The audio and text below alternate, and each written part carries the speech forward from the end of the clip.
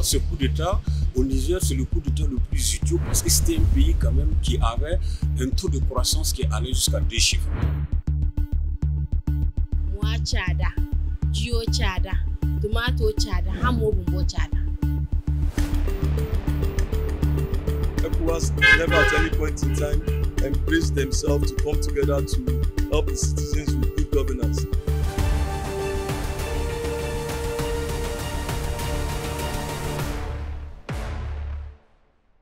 Dans ce marché à Niamey, les populations se plaignent au quotidien de la hausse des prix des produits de première nécessité. Pour cause, des sanctions régionales et internationales suite au coup d'État du 26 juillet.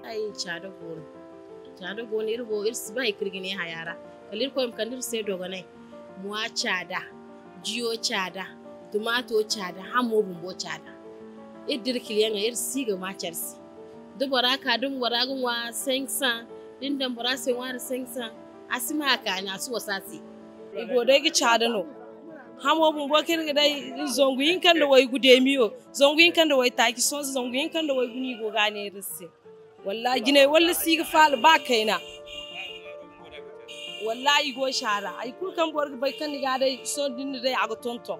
Mais les populations sont loin d'être au bout de leur peine. Nombreux sont ces produits de première nécessité qui ne peuvent plus traverser les frontières terrestres nigériennes, notamment via le Nigeria ou encore le Bénin, comme le cas de ces oignons à destination du Ghana.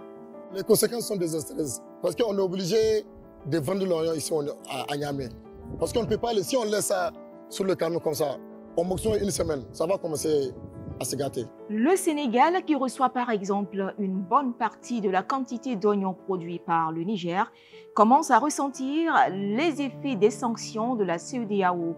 À 2650 km de Niamey au grand marché de Tcharoy, le kilo d'oignons qui s'échangeait à 250 francs CFA il y a un an se vend aujourd'hui à 1500 francs le kilo. Mais plus loin, dans des villes comme Kaolack ou Ziguinchor, le kilo d'oignon a dépassé les 2000 francs CFA. Et si rien n'est fait, les prix continueront à grimper. La croissance économique au Niger devrait suivre une tendance haussière en 2023 pour atteindre un taux de 6,9%.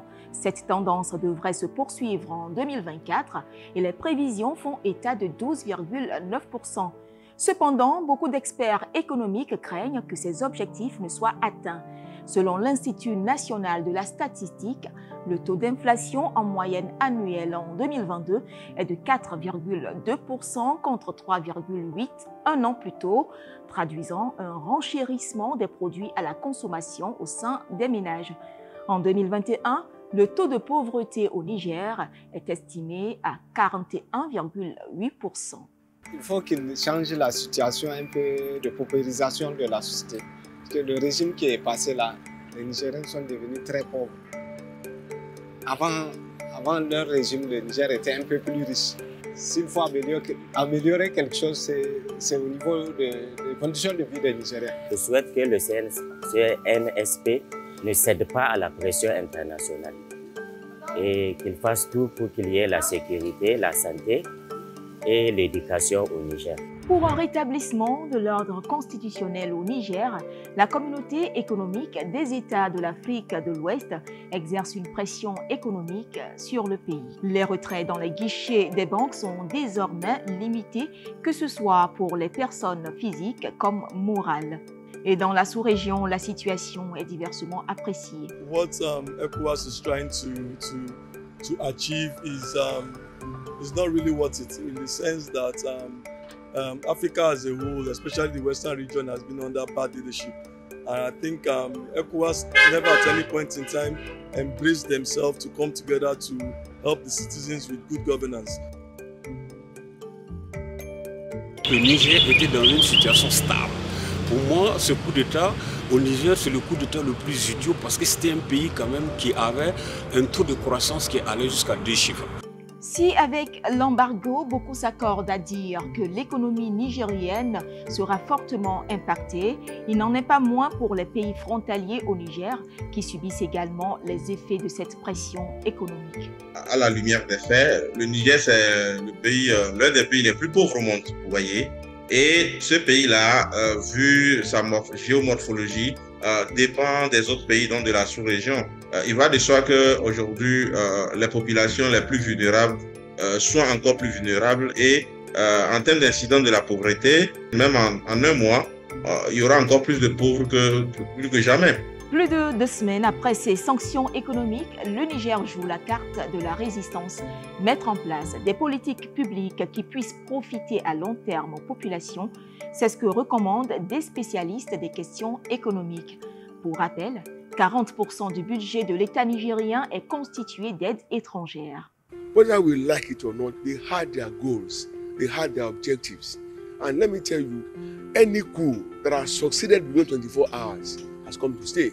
So negotiating with them will have to be on their terms, not on the terms of international communities, world powers, ECOWAS, AU, or whatever.